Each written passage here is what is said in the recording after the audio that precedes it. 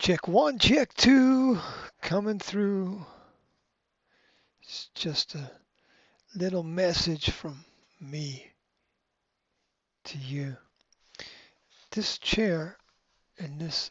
I just move it around a little, just threw myself around like a rag doll. Alright. Some games puzzle me because they're good games and they have zero promotion. They don't even have a cover.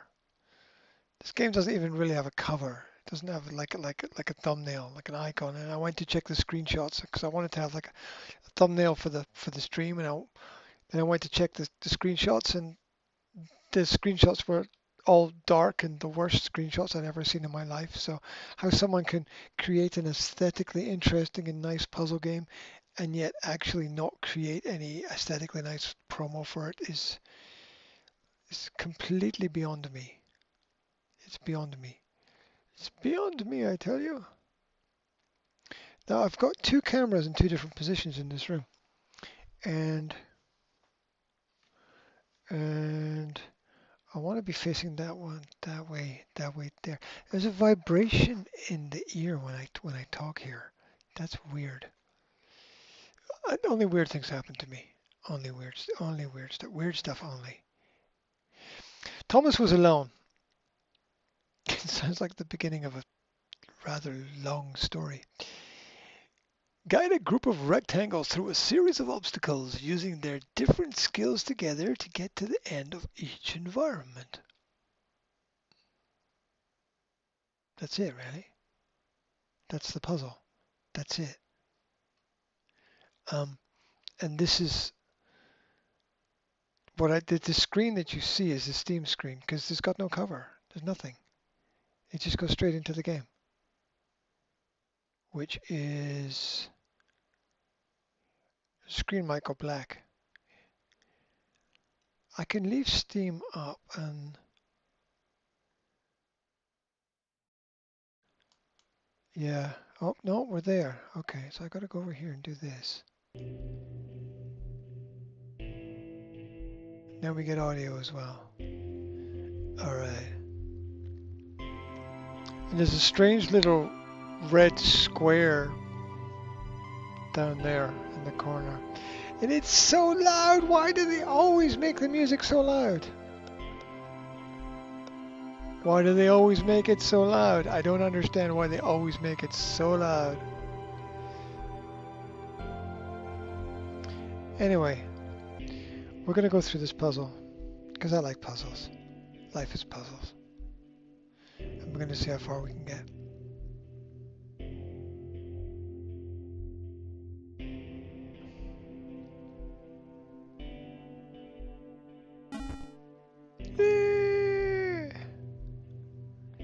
Yeah.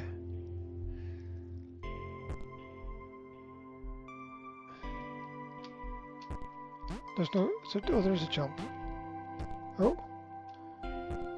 Okay. Thomas decided to start listing his observations for posterity. 1. The whole alone thing. 2. Portals. They led somewhere. He'd yet to work out where. 3. Falling. Thomas was absolutely fantastic at falling. He was almost as good at falling as he was at observing. There's going to be a story in this. Not only is there going to be a story, that in the intro it said something about an AI character being created and coming to life. So it's going to be the story of this character, I suppose.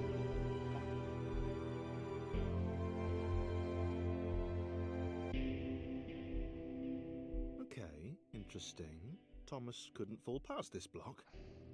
Think, damn it, think. What if there was some kind of inverted fall? Some way to... what's the word? Jump. It worked! Thomas had solved the great inverted fall mystery.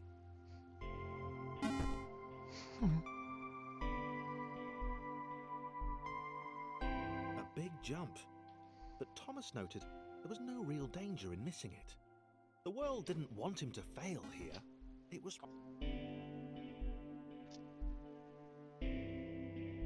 I missed the end of the story. This all seemed a little dangerous. The world was not to be trusted. It was unstable, and it seemed to Thomas that it could let him down at any moment. He was starting to suspect it might even be doing so on purpose. Paranoia.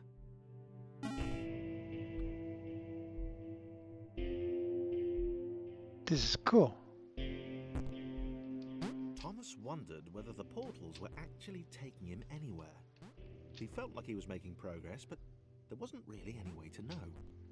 He seemed to be moving predominantly up and to the right, which might or might not be important.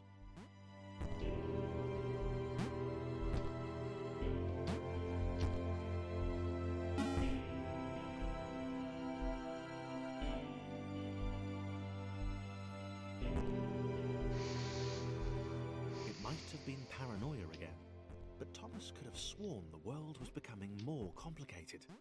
It always seemed to be one step ahead of his skills.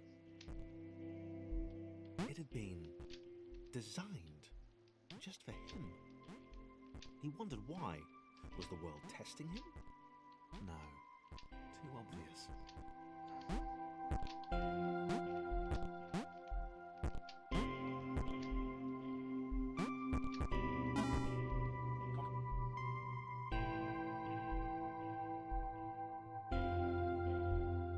Something about the boiling, toxic, glowing water intimidated Thomas.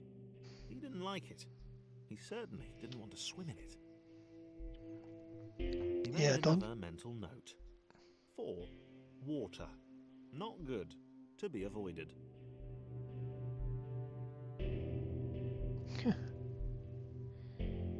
Okay.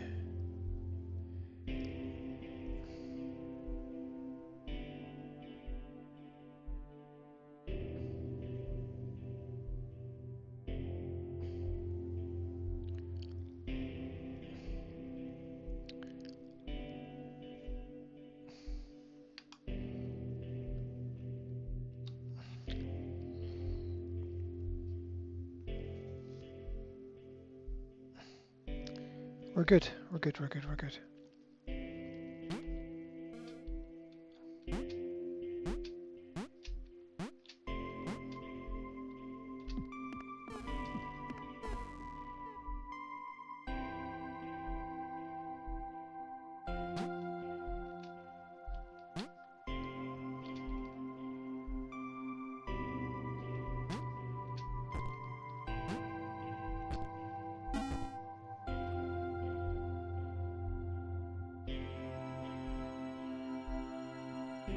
The loneliness was getting to Thomas. No amount of observation or obsessive note-taking could combat that.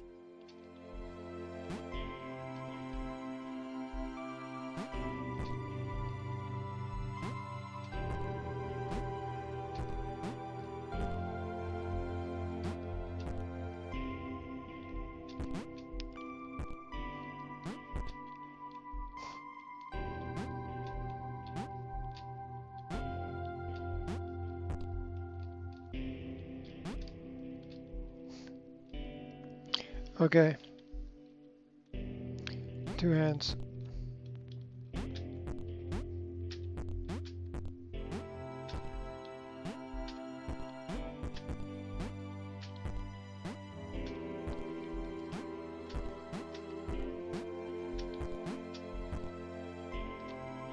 No!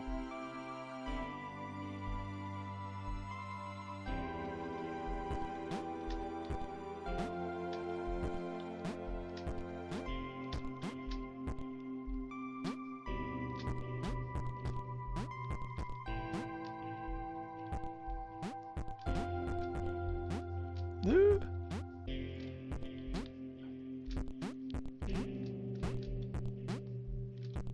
Yeah! Dude, it done. Thomas had a new theory. The world was training him. He could feel himself getting smarter. there was the mental list to consider. Ah, Over the minutes and seconds since his spontaneous generation, he'd become a pretty skilled jumper. He was evolving. He just wished he had someone to share it with.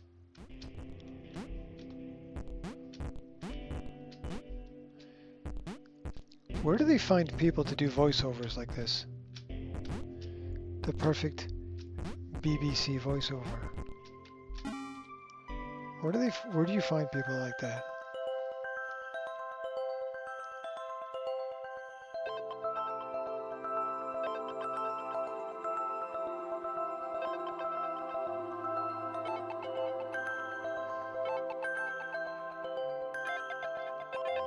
Chris took an immediate and deep dislike to the skinny red rectangle. Who the hell did this Thomas think he was?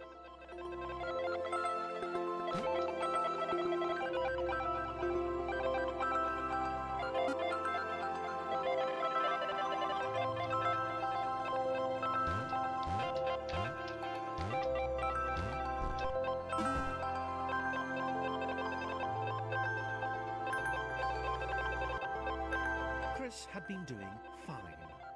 He wasn't the highest jumper, but he'd held his own. He'd even been graceful at times. Well, not actually. Not technically graceful, it's probably the wrong word, but you know, fine. There was that skinny little runt leaping about like he owned the place.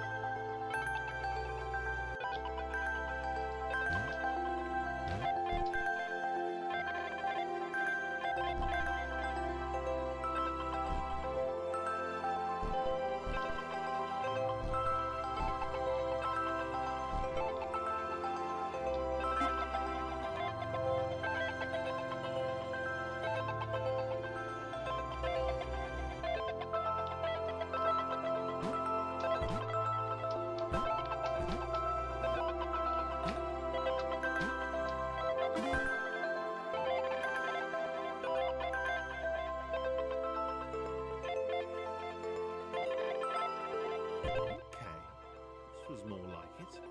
The glowy white thing. Only Chris could get to it, which of course made it all the more enticing. What would it do? What new opportunity might this switch open up to him?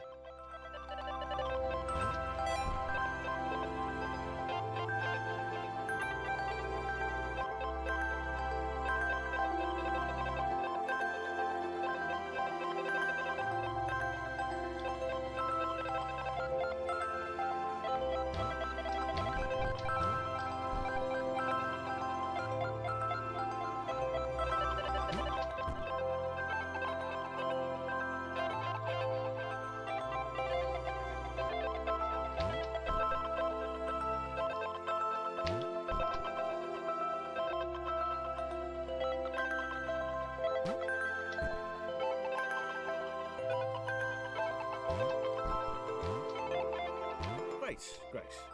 Another chance for Tomas to jump slightly higher than Chris. How fortunate. Seriously, this made the whole switch pressing thing entirely worthwhile.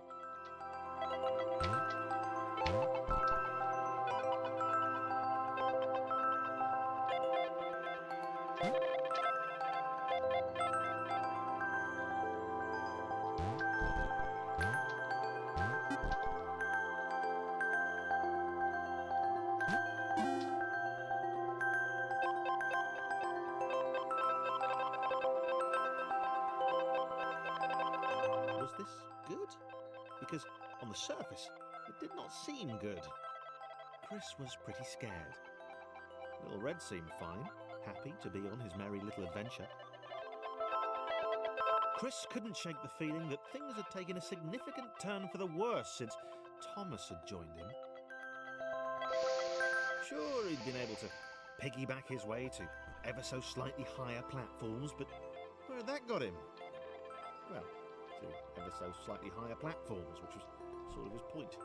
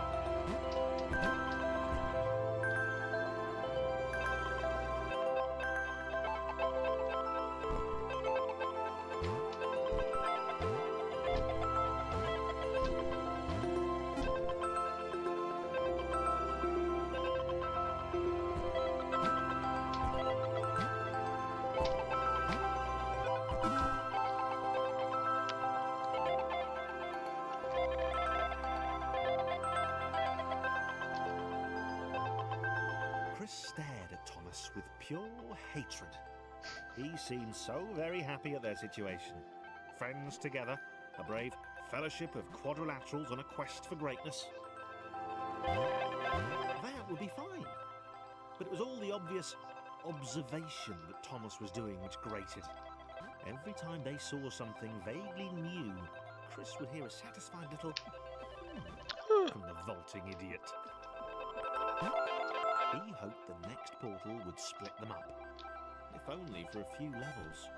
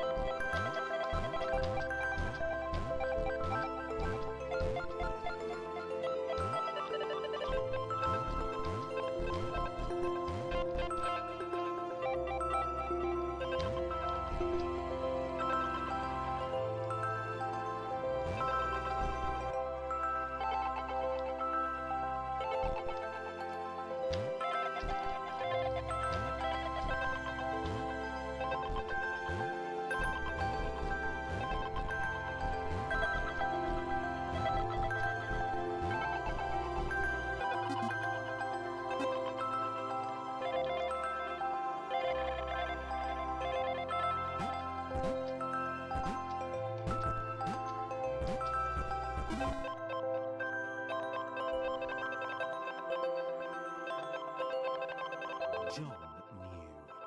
He knew that this was his chance, a moment to shine. This was game day.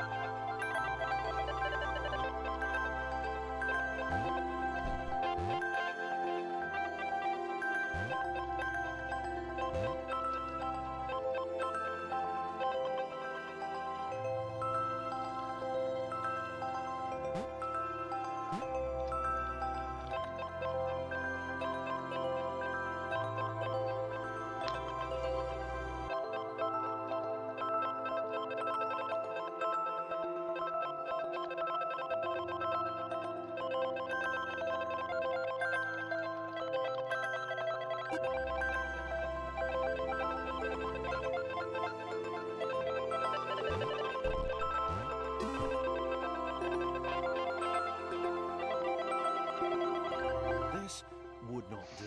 John needed room to show off his exceptional skills.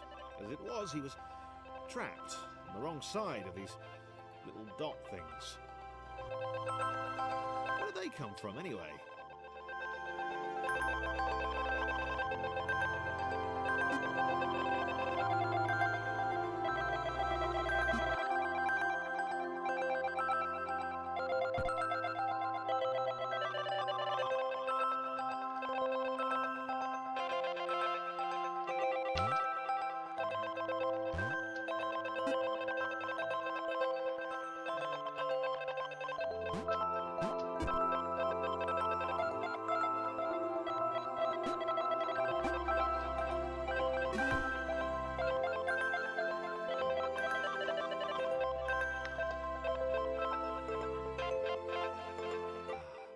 John inhaled the air of the open space, and it smelled of awesome. Time to flex those muscles, to put his training to use, time to show those little dots how it was done.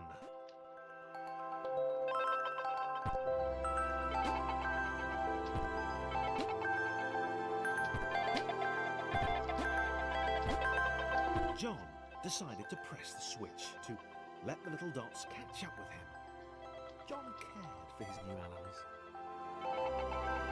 You could tell from the sympathetic expression he'd practiced in the mirror all these years.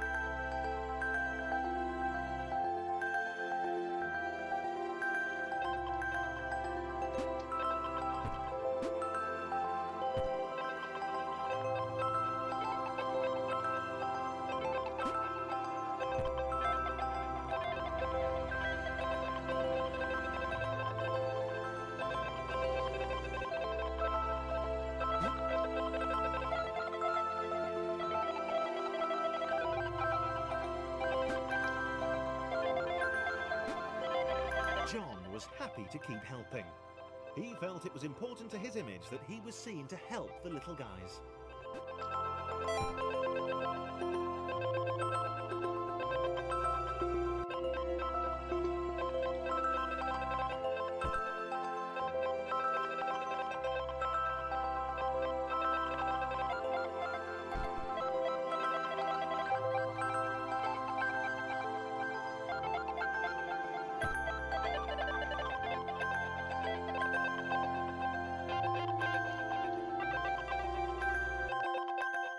There's a really good moral here.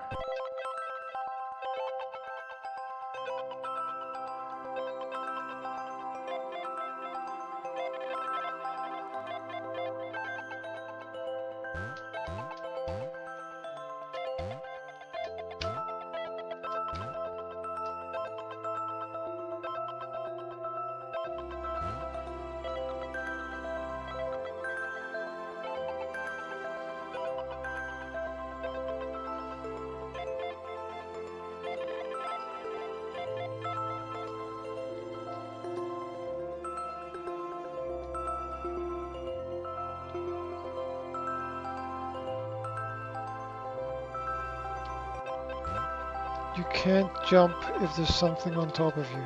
Okay.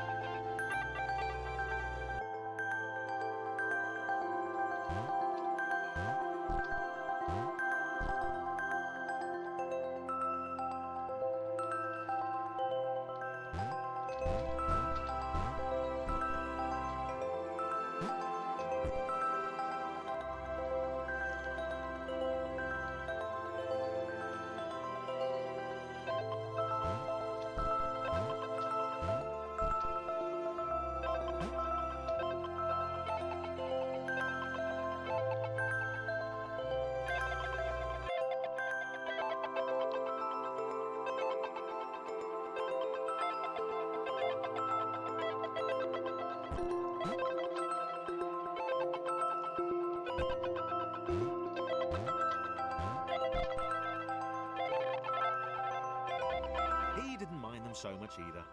The red one, Thomas, had a charming way of applauding every time John jumps.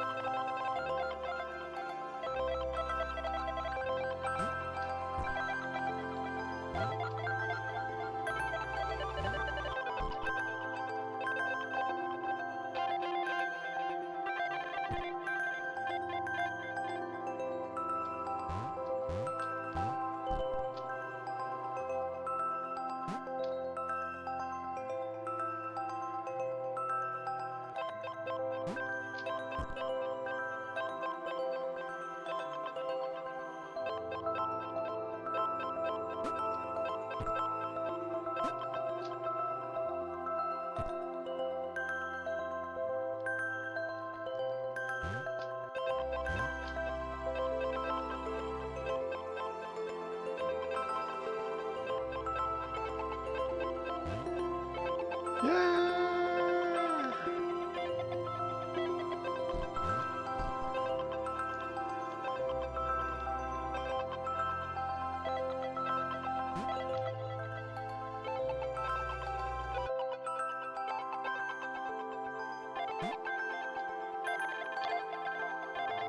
It's a beautiful idea of how different shapes can work together to solve problems.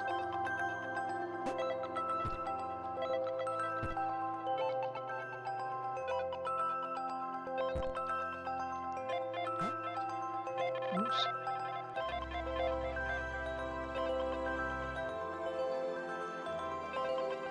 The angry orange one was less immediately likeable, but his unremitting cynicism and tutting amused John.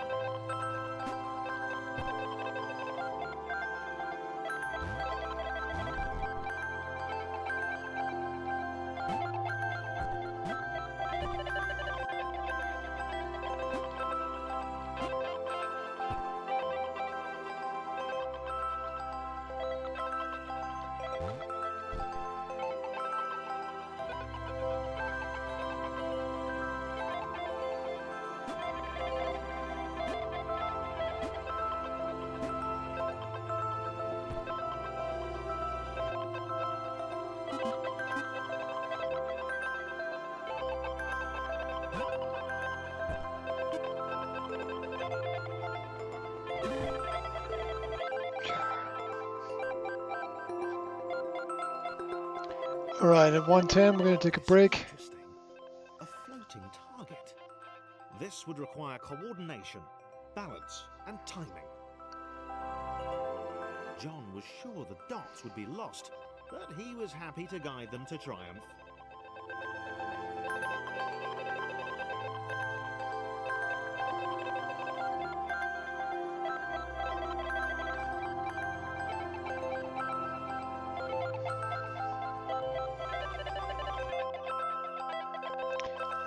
All right, this is Thomas was alone, and I didn't realize I had a story to it. It's got a really nice little story in there about how different shapes work together to help each other. Okay, cool. Cool. I'm going to pause it here. And let it play. Thank you very much for tuning in. My name is G. I represent the Academy. All things done differently. Be different, be better.